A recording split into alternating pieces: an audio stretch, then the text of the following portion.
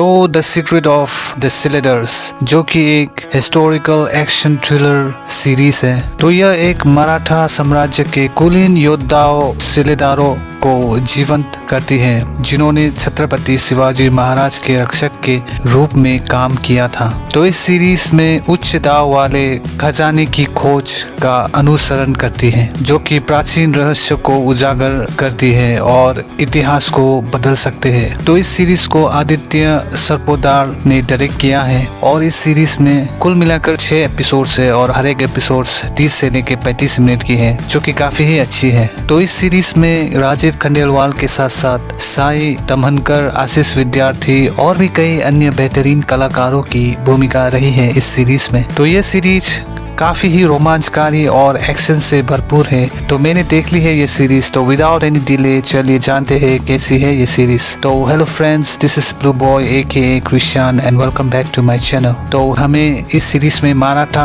की हिस्ट्री के सार को सफलता पूर्वक दिखाई गई है। तो राजीव खंडेलवाल और साई तमनकर ने दमदार अभिनय किया है इस सीरीज में, जो उनके किरदारों में एक गहराई जोड़ती है। तो अगर इसकी सिनेमेटोग्राफी की बात करें तो सिनेमेटोग्राफी काफी ही आकर्षक है, जिसमें अच्छी तरह से तैयार किए गए वो फाइट सीक्वेंसेस और इमर्सिव बैकग्राउंड स्कोर है, जो तनाव को और भी बढ़ाती है। तो अगर प्रोडक्शन डिजाइन की बात करें तो वो भी काफी ही अच्छी थी, जिससे यह सीरीज एक विजुअल ट्वीट बन जाता है। तो अगर इसकी नेगेटिव पक्ष की बात करें तो सीरीज अपनी निष्पादन के साथ थोड़ी संघर्ष तो करती है, और सबसे बड़ी नेगेटिव यानी कि खामी इसकी मुझे थोड़ी जल्दबाजी वाली कहानी लगी, और इसमें समस्याओं को बहुत ही जल्दी हल कर दिया जाता है। वो थोड़ी फास्ट पेस लगी मुझे, जिससे अक्सर महत्वपूर्ण क्षण अवास्तविक लगती है। तो कहानी में तनाव पैदा करने के लिए आवश्यक गहराई का